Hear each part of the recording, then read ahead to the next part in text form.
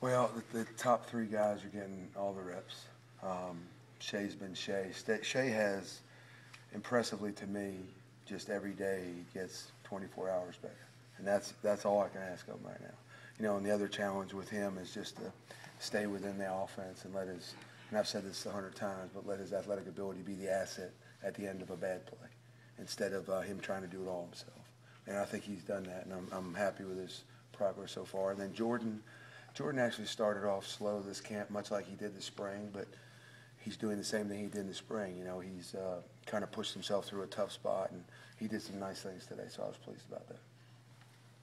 You Overall, expect to have Jordan Wilkins back soon? Do you know where that stands? yeah, it's interesting how quickly things get blown up. Jordan's fine. He probably could have run around today. We're just going to rest him a little bit and be smart with him. And I think there's some other backs we want to try and develop, so we're going to use the extra reps right now. It's an advantage for us to get those other guys in and take a look. We kind of know what Jordan's capable of right now. What did you think of Devon today and the others? Penniman? Yeah.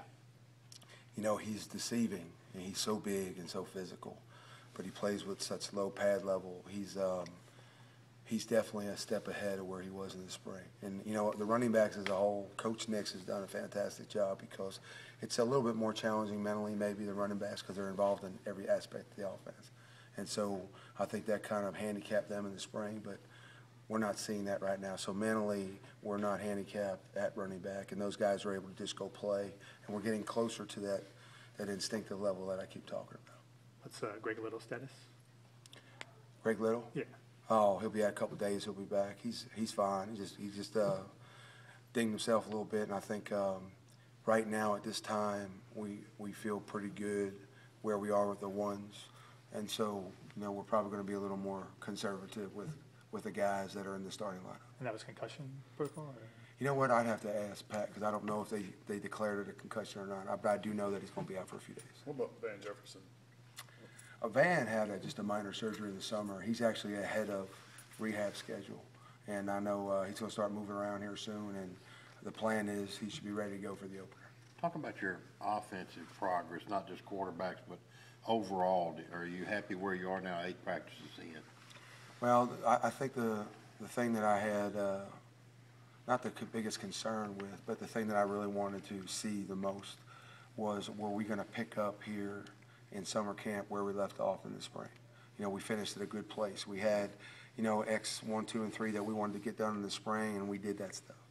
And we did. We picked up in August where I wanted to, and I think we're progressing. Today was an interesting day because we were tired.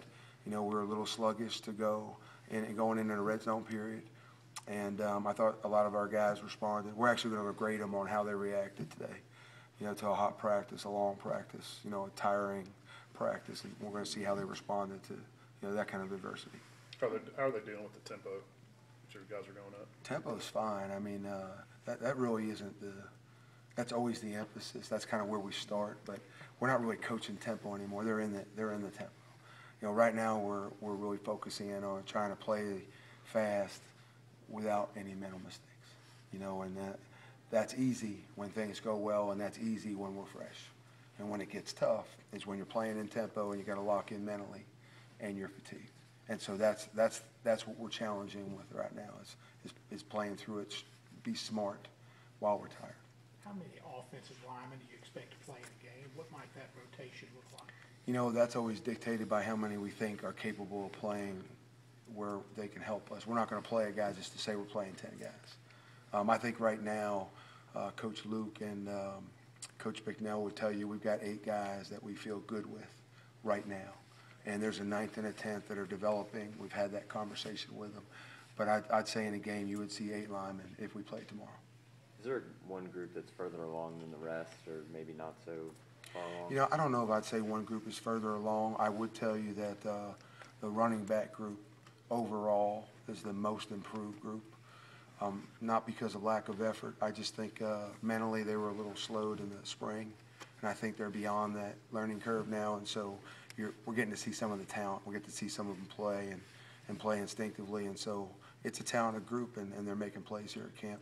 The other group that has really, and it's a credit to Coach Peeler, the receivers are just way ahead of where they were in the spring, so I'm thrilled about that as well. So what of that running back group, who would you be comfortable playing in a game right now? Oh, that's probably a tough call right now because it's a tight race. I mean, Jordan Wilkins is the true starter. Swinney has had some great days, and he looks really good. Sometimes when you have time off like that, you have some fresh legs, and he looks like he does. Penniman's having a good camp. I know Coach Nix has been really impressed with some of the things that Buford's doing. So, Brasley is our speed guy. So right now, it's it's a tough race. I'm not sure what our top 2 or 3 rotation would be going into opening day yet. So what have you thought about the running game in general for the first week or so? You look at practice and you want to judge the running game on how many explosive runs, longer runs that we have. And we've had some of those, and we've been pleased about that. But what we do is we go back in and we break down each run, and we want to know how efficient is it. It's like you carry the ball 10 times on power, and you gain 100 yards in a game. Well, 10 reps for 100 yards sounds pretty good. But one of them went for 90, and the other 9 went for 10, And so what we want to do is be efficient. And I think we have some work to do in the run game. We want to finish blocks better. But as far as playing north-south and being downhill, I like where the running backs are. In your mind, what has Dawson Knox done to kind of elevate himself to the top of that tight end group? The tight end group is just a blue-collar, hard-working group, and they kind of push each other. The difference with Dawson and the rest of them is he's just so freakishly big, and he has a great combination of physicality and speed. And so, he's kind of a rare – everybody likes those hybrid-type kids, but they're hard to find, and, fortunately for us, we have one. Thank you, Coach.